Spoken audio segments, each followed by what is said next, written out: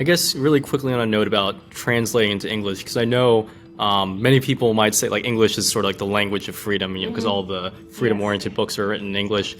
How, is it really that important, right? That certain languages really kind of silo ideas, and really translating is that important? I think it's very important because only English-speaking Latin Americans are familiar with public choice, or you have a very incomplete picture, because the books that have been translated are sort of not, you don't have a whole picture of the school of thought of the research project, as Dr. Buchanan called it. So Dr. Buchanan stumbled on Wixel because he had to take German in college and for his PhD, and then he could read German, and he found a very wealthy text, wealthy in ideas, and it clicked with him, and that coupled with what he found out about Italy and Italian public finance when he was there for his Fulbright. That, as you say, that literature, that viewpoint that the Italian economists had, he was able to bring it into the English language sphere. So I think it's important to translate the work and spend, and to produce our own work. Latin America is typically not a place that comes to mind when you mention public choice theory, or any ideas associated with the classical liberal tradition. Many often point out that the cultural and linguistic barriers make the fusion of liberty-oriented ideas a difficult task.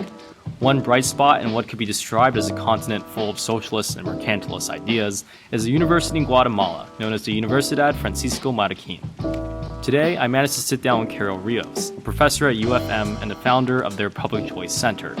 Our conversation covers her intellectual journey, UFM's work in spreading the ideas of public choice and free markets in Latin America, and her observations about Latin American politics. Finally, we discuss the important question of making the ideas of liberty popular in societies that seem to be captivated with Marxist ideologies. Welcome to the AIER Standard. I'm Ethan Yang.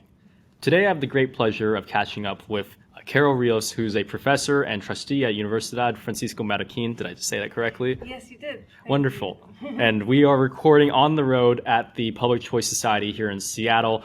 We're not in our comfortable headquarters up in Great Barrington, Massachusetts, so please excuse the makeshift room setup, but we're so happy to be here. And today's conversation is a little bit more freewheeling. It's something that I'm actually diving into not knowing much about, which is typically not what I try to do, but we'll be doing it right now. But the topic is quite interesting. Today we'll be talking about sort of your work and really spreading public choice in Guatemala and Latin America, and certainly a very interesting topic to get into. But first, what is Universidad Francisco Marroquín?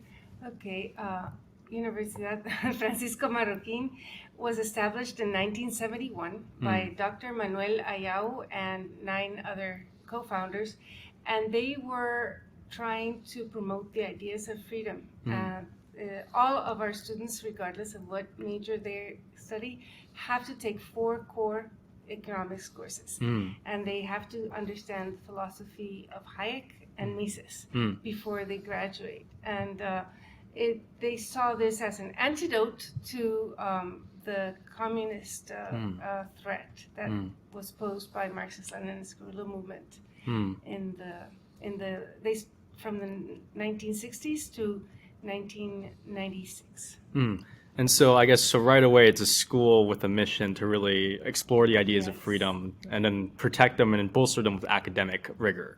We are, as a trustee, I'm charged with ensuring that we maintain this mission, that we keep up this work on behalf of freedom, and that we are financially solvent. So it's a university that has a very clear mission. Yes. So I'm hearing you're telling me you're a professor in a Guatemalan university, but the ideas that you're teaching are, I would say they originated in America. So I was wondering how you came across public choice. I stumbled on public choice by chance, really. I was reading, I find it kind of interesting because Dr. Buchanan once wrote that he stumbled on Wixell by serendipity, and that's sort of the way I stumbled onto his work. And so I took the book to the dean and I said, we should be teaching this. This makes perfect sense given the mission of this university. And since we're teaching political science and international relations students, they would really find this approach valuable. And he said, you start next semester. And so, were you educated in Guatemala? Did you go abroad to get your education? I studied in the United States. I went to Dartmouth, and then I went to Georgetown for a master's in Latin American studies. And throughout my studies in the United States, I was never exposed to public choice theory. Yeah, and it's interesting how you said you didn't really study public choice from a official academic world. It's more like you were just reading things and you came across it. And it's very similar to the way I stumbled across public choice. I'm not an economist. I'm majored in political science, getting my law degree right now. And I guess it's kind of funny. The way I stumbled across public choice was at like a keynote speech at organized by the political science department at my college. But it wasn't about public choice. It was about why public choice is, a right-wing conspiracy and it's a bad thing. It was, I believe the guest speaker was Nancy McLean, so I'm assuming yeah. Yeah, but yes, ironically though, that, she explained what it was, obviously in her terms, and I'm sitting there in the audience like, that sounds pretty good. Yes, I have not been as angry with the book as I was with Democracy and Change. Yeah. I think it's a very bad. It's bad from a historical perspective, and it's also very bad from an economic perspective. So.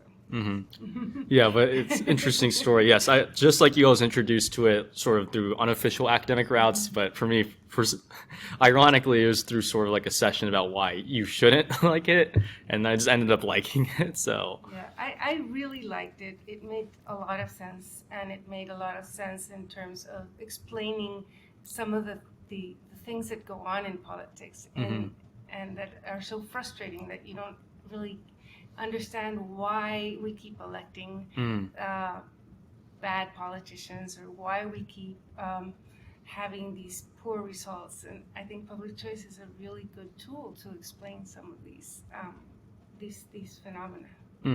And yes, so I think it's important that we do like a basic intro to what it is, especially after that weird preface I just gave. I guess in Northeast private schools, it is maybe forbidden knowledge, but obviously to us, this is very mainstream, normal things. So from a basic perspective, what is public choice? Public choice is applying sort of the economic toolkit to the political arena. So what public choice scholars do is they look at politics and they say, okay, it's populated by people who also react to incentives, who have specific interests, and they exchange in this political market. There are people who are demanding services, and that would be us, as voters and consumers, and then there's people on the other side who are providing these services, the politicians and the bureaucrats. And so through this lens, they are able to analyze what individuals in the political market are doing and how they're making decisions. So it's sort of just unromanticizing politics. Yes. Saying it's not about, like these people are for freedom and these people are for equality and like all that stuff. They're there to benefit themselves, and the institutions and the structures create incentives to do one thing or another thing. That's right. And it's not that the politicians or the voters are bad or have, I don't know, if they're egotistical or have poor values. It's that the structures they're in and the rule set that they have to work with provokes some of these poor results.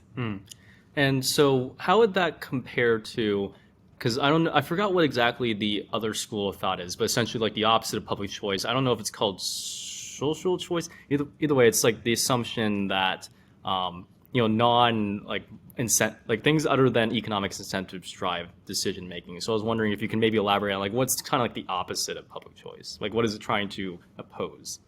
I think public choice was born not as a reaction to social choice per se, but as a reaction to welfare economics and to very romantic political science.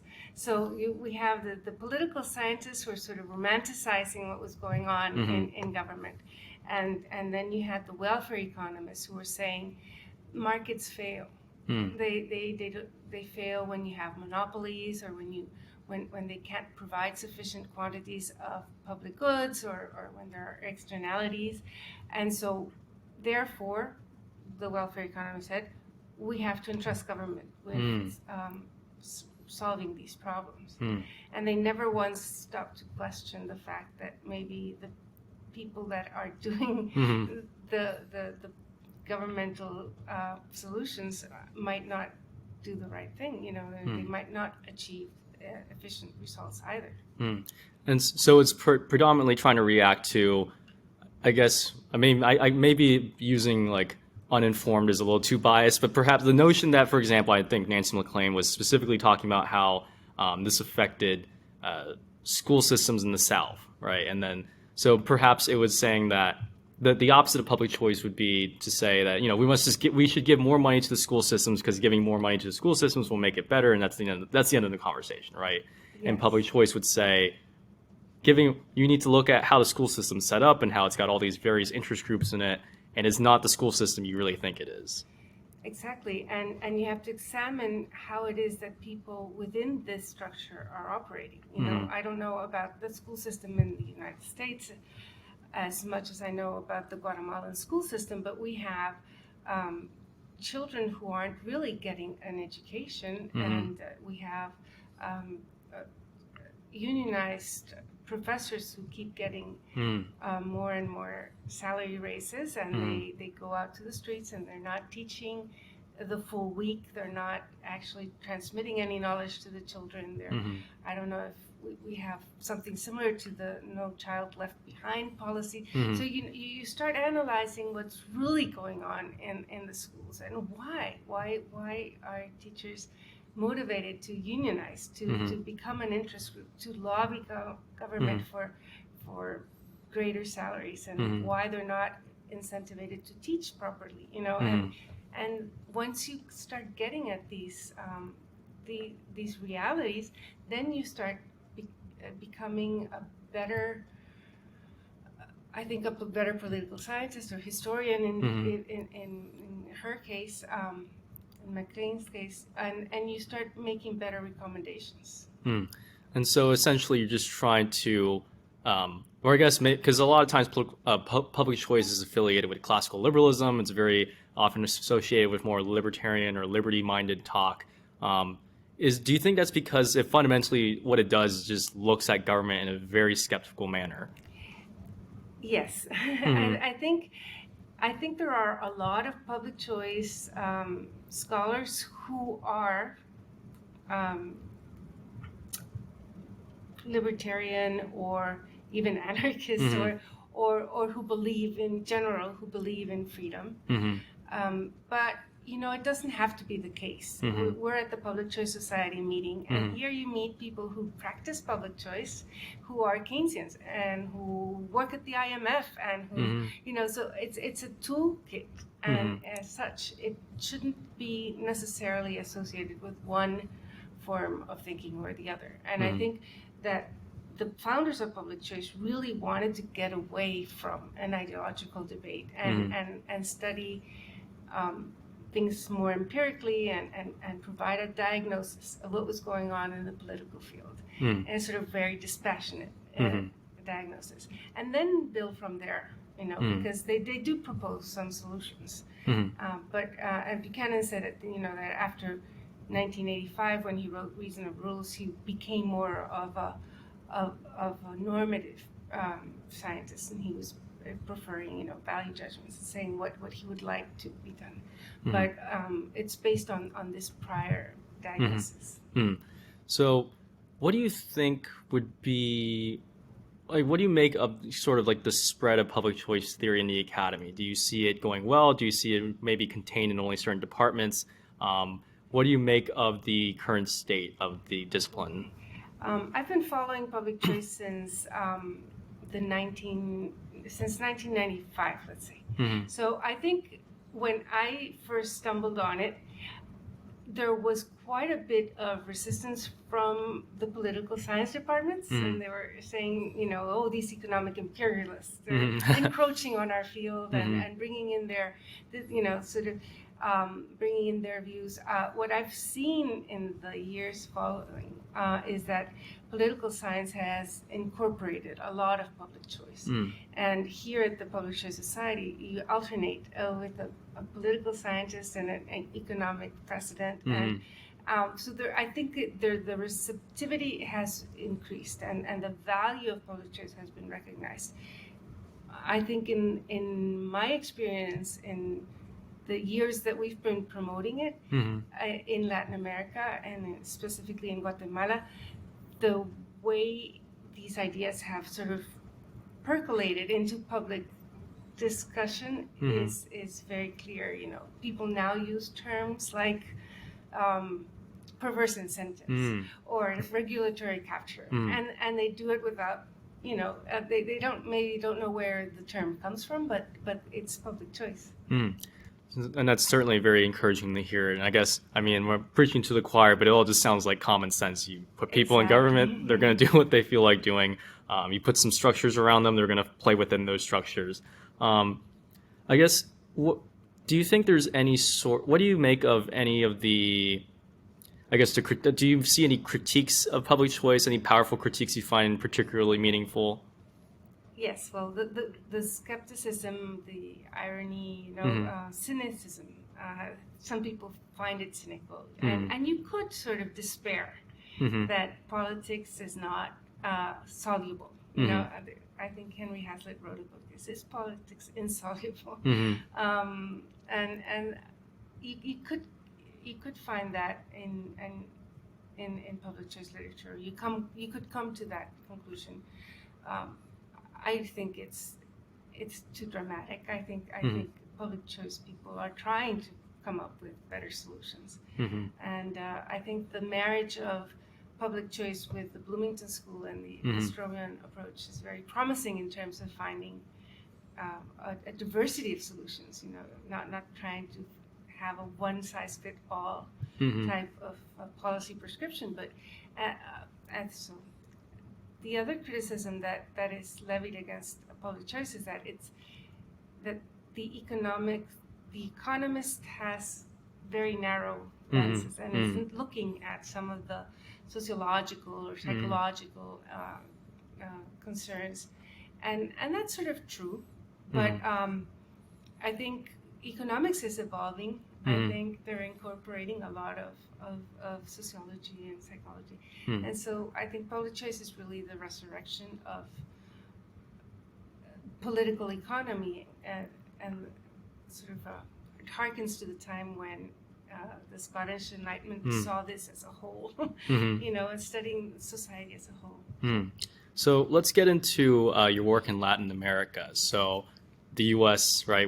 It's kind of started here, and it's starting to spread. And so how was it received in Latin America, and where do you think it's going? Okay, well, we started a public choice center called Centro para el Análisis de las Decisiones Públicas, and it is part of the International Relations and Political Science Department at UFM. We started out by teaching a few seminars and translating works because, as you say, this is very U.S.-centric. And the literature is all in English, and so it's very hard to come by material written in Spanish. Even Buchanan's work is not entirely translated into Spanish. Calculus of Consent was translated 18 years after its publication. So the scarcity of materials was one thing, and the U.S. centricity of the examples also. You're working with bicameral Congress and a presidential electoral system with electoral colleges, which is fairly unique to the United States. And so translating all of that to Latin America is something that we're still working on. But in general terms, I think people respond positively to the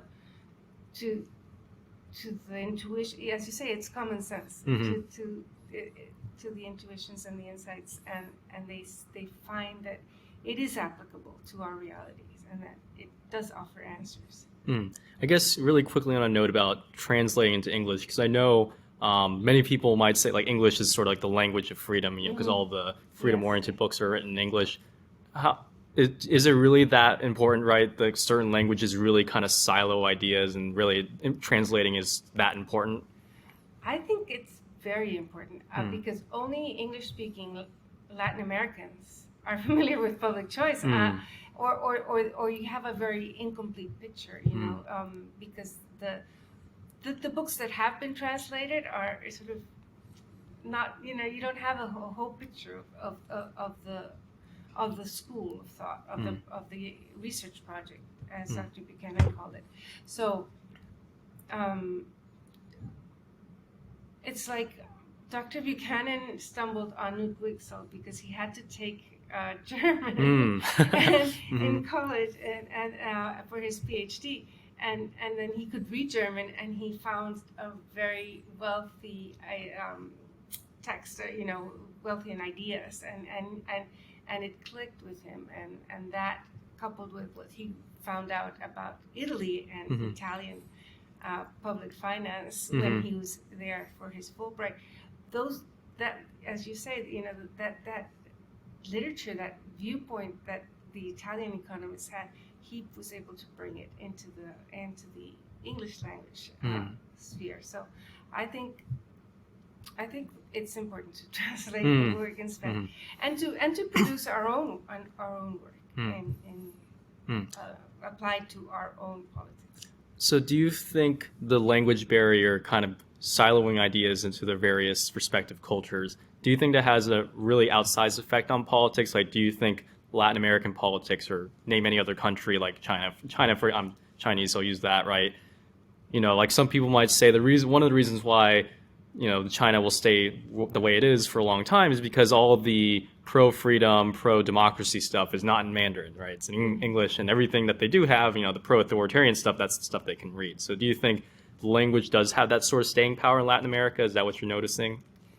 Well, I don't know if it's as drastic as with China, but I would believe that it's important to communicate as well as we can the ideas of liberty, and to try to communicate in the languages that people are comfortable in. And so, yes, I do think that, as we were talking about, the fact that through the years we've been able to permeate the national debate with terms such as regulatory capture and things like that, and that people now understand what that is, and they understand rent seeking, and they understand that goes on, and they can name it and describe it.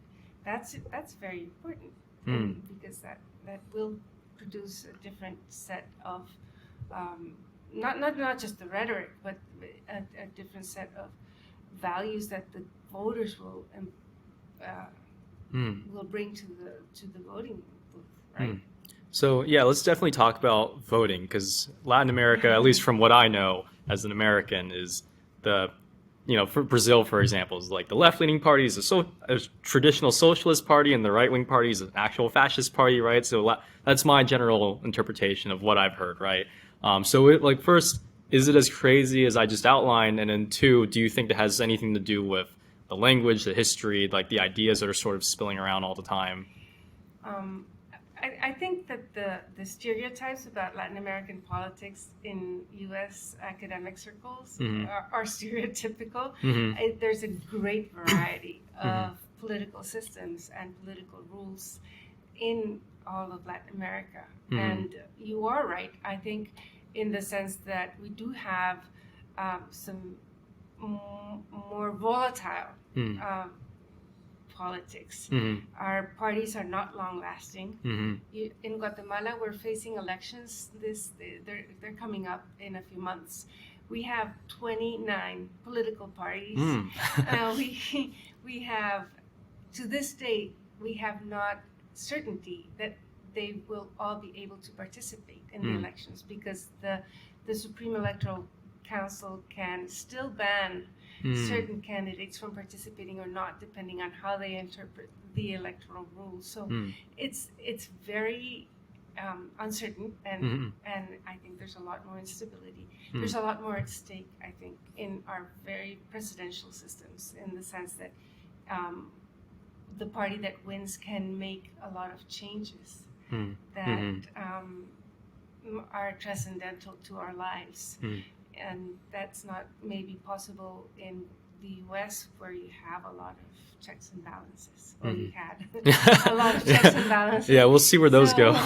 But so there's a lot to continue exploring, I think, in Latin America. And then you have the populism and the governments that are overstaying their welcome and that have used democratic means to come into power, but then stay on and on and on, and they reform the Constitution. For instance, there's a lot in the public choice literature on constitutional economics. I think that's very valuable for our countries. Yeah. And so, on the notion of constitutional economics, I guess one, big word. So really quickly, what is that? And then two, how does, I guess I'm sure you know about Guatemala, as you can toss in any other countries you might have knowledge about. How do their restraints on power differ from perhaps in the U.S.? Well, as your parties are long-lived, so your constitution has had a long life.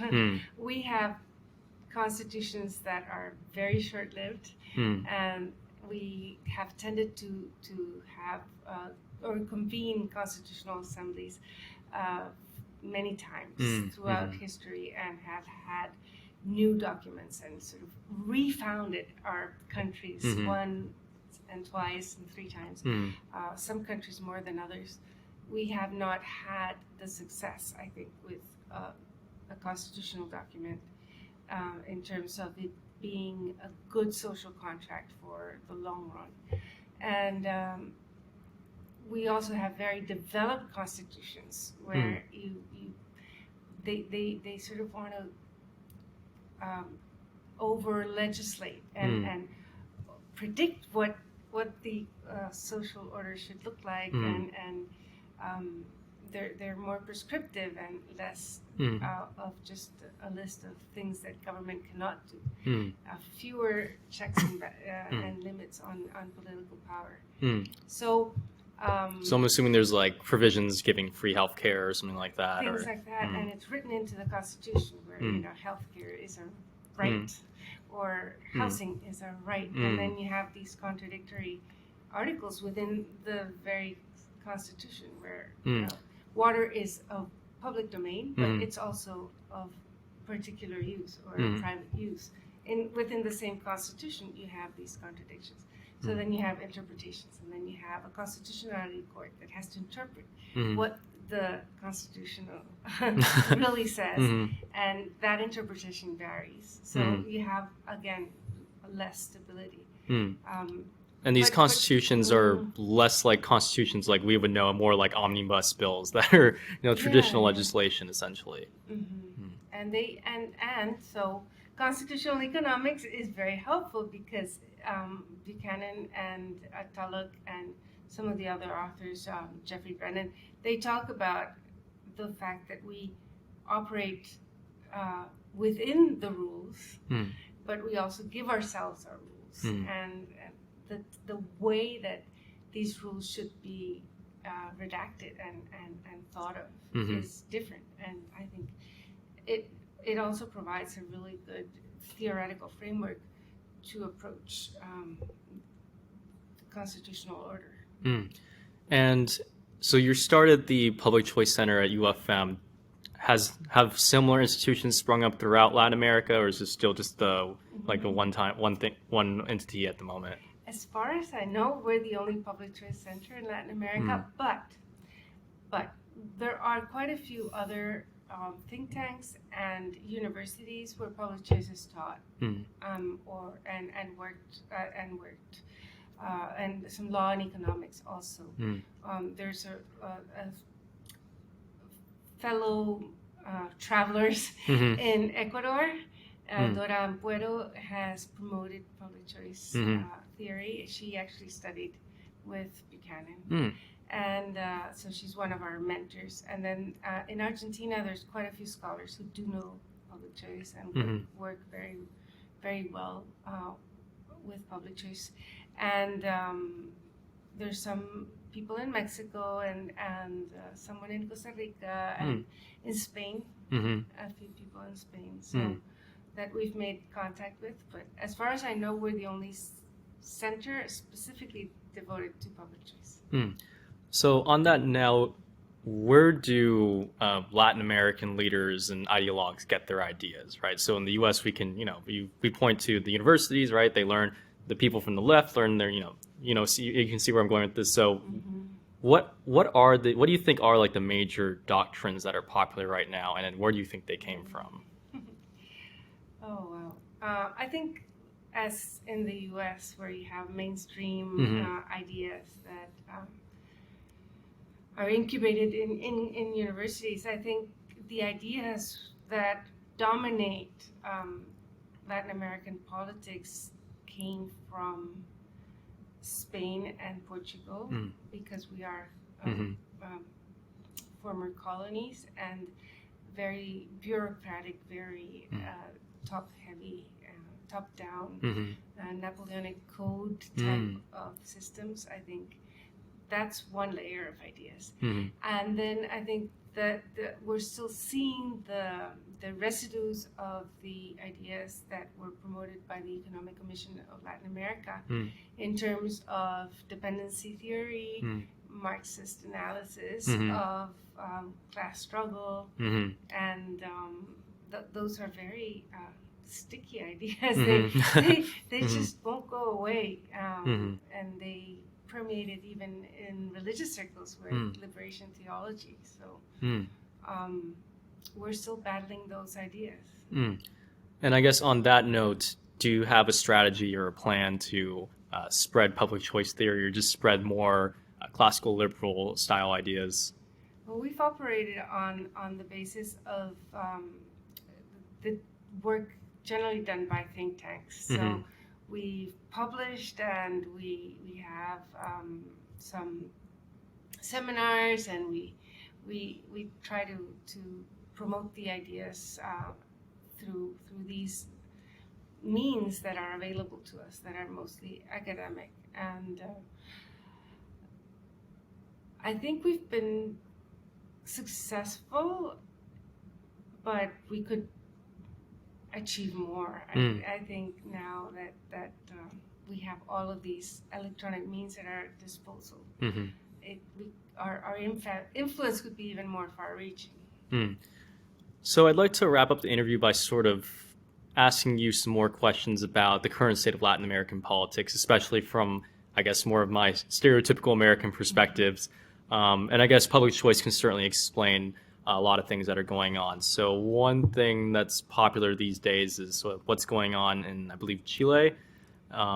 People say that, was it Argentina or was it Chile that recently rewrote their constitution? I don't know if you've been... Okay. And many people would say that, the problems that we see today in Chile are the ghosts of neoliberalism or something like that. So I was wondering, I guess, I don't know what your knowledge of Chile is, but if you can give us maybe some on-the-ground perspectives, or not on-the-ground, but closer than we are. We're struggling to understand what happened in Chile, because for many years it was our example of an economically prosperous country that had sort of achieved sufficient stability and had the Chileans have a much better standard of life than a lot of Latin Americans. And so what Chileans have sort of told us is that the people who embarked on the liberalization project were very competent at communicating the economic importance of these ideas, but they neglected the cultural communication of ideas. And there's a sense of inequality that even though people are far better off in Chile than in other countries in Latin America, they still feel that the disparity was, and that sort of prompted this return to very far left ideologies. Fortunately, the constitutional project was so progressive that it was voted down in the referendum. But as I understand it, the progressive movement isn't going away. They're trying to pass all of these reforms through regular legislation and trying to make their project become a reality, even though the people voted it down. So it's a very convulsive situation. I think in general, all of us should be paying more attention to culture and to cultural means of transmitting our ideas. You know, we've been very cold and rational and not sufficiently emotional, and I think that we need to communicate in different ways, through poetry, through plays, through movies, you know, because this is probably what moved the Chileans, and especially Chilean youth, into accepting this proposal. And I'm assuming a lot of these pretty Marxist ideas, I mean, Latin America in general, when you tell me Latin America, I just think Marxism. I'm assuming that does, because Marxism has been framed in a very, they did win the culture war essentially, right? I'm assuming, from what I know, Marxism was very popular in sort of the more, the global South, particularly because it's framed as a, you know, the capitalism is for the oppressors, and we are the colonized, and, you know, Marxism is our savior, and it's a very revolutionary idea. So I'm assuming that's how Marxism is framed. It's like, you know, Chile, like, or not just, yeah, Marxism is sort of like the liberating ideology, and capitalism is like the oppressing ideology. In Guatemala, they tried doing, you know, pure Marxism. Then it became a Maya indigenous population. They framed the oppression in terms of race, and that didn't work very well either.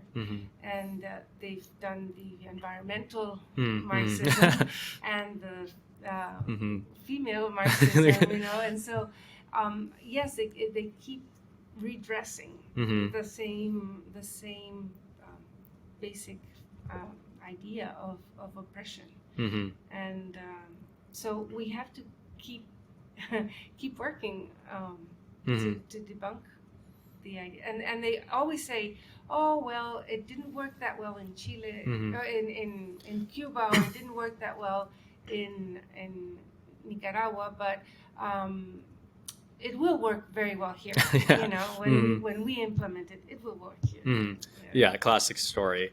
I don't know if you're aware of Samuel Popkin's Rational Peasant. It's very, I mean, that essentially he was trying to debunk, he studied how Vietnam became communist, and the prior work was essentially the very, very much like social economy, like very romanticized. Like the Vietnamese are communists because you know, they understand the failings of capitalism, and they just care about each other more, and that's why they're socialists. But he was just saying, like, no, not really. It's just because there's essentially a power vacuum when the French colonial government, and who was there? It was the communists. There was just either if you're a Vietnamese peasant, you can either side with the communists who are saying they're going to free you, or you can side with the French colonial government that are currently oppressing you.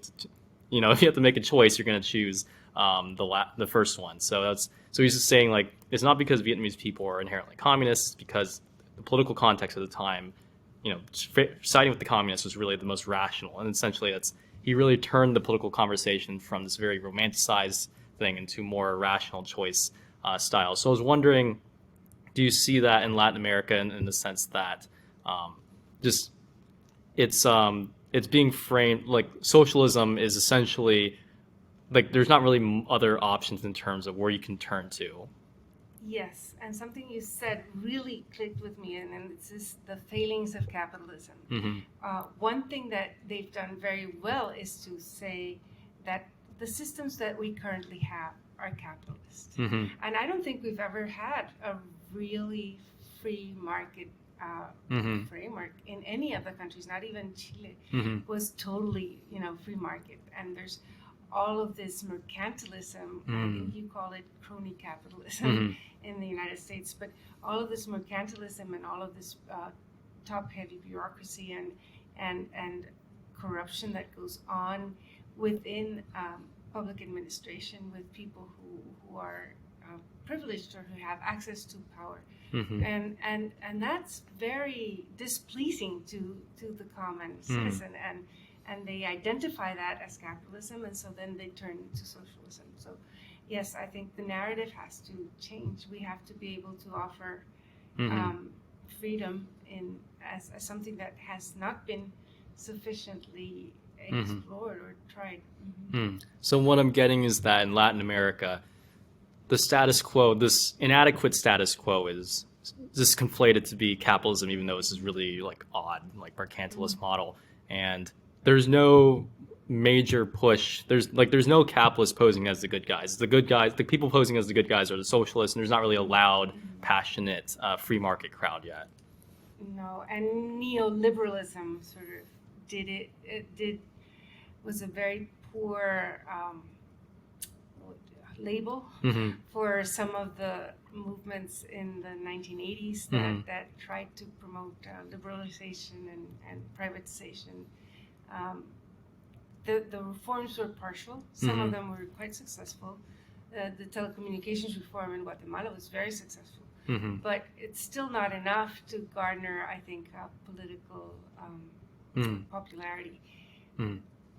So I'd like to end by maybe asking a few questions of how do you think you can really establish more, because you didn't isolate the free market crowd did very well with the policies. They did very poorly with the making this look good culturally, making this like popular. And this, you see this going on, especially in Hong Kong and Taiwan, where capitalism and democracy is obviously, objectively good based on the metrics, but also it's part of like a, we don't like China, we're Hong Kong, and like this is who we are. These markets are who we are. It goes deeper than just the cost benefit analysis. It's like markets and democracy in Hong Kong are just part of the, that's who they are essentially. And that's sort of how it has staying power. So how do you think you can give public choice theory or just, classical liberal market ideas in general, this sort of more cultural appeal in Latin America?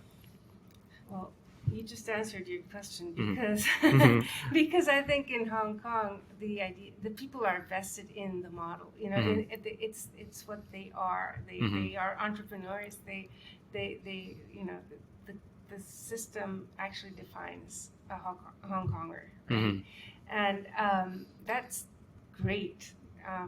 We have thought of many ways of making Guatemala a country of property owners.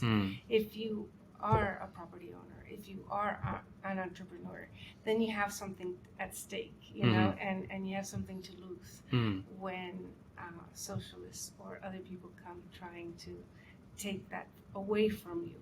And I think Guatemala is actually a country where people dream of being entrepreneurs. We have, according to the Global Entrepreneurship Monitor, very high percentage of people who put up businesses, and so trying to get people to understand that that's what's making our economy better, what's making their families better off. That's what they have to protect and safeguard. That would be very, very important. Well, thank you so much for joining us on the show today. Thank you so much, Ethan. Carroll Ríos is a professor of economics and a trustee at the Universidad Francisco Marroquínas, joining us here today at the Public Choice Society Conference here in Seattle, Washington. If you liked what you heard today, make sure to check out our research at AIER.org, as well as check out all our various social media channels on Facebook, YouTube, and Twitter. And if you really, really liked what you heard and you want to support more cutting-edge outreach like this, make sure to become a donor. All that information and more can be found at AIER.org. And I guess if you want to add a quick closing note about UFM and where we can learn more about that as well. Yes. Well, you can look up UFM at also ufm.edu and find CADEP, the Center for Public Choice, at that website. Thank you so much for joining us on the show.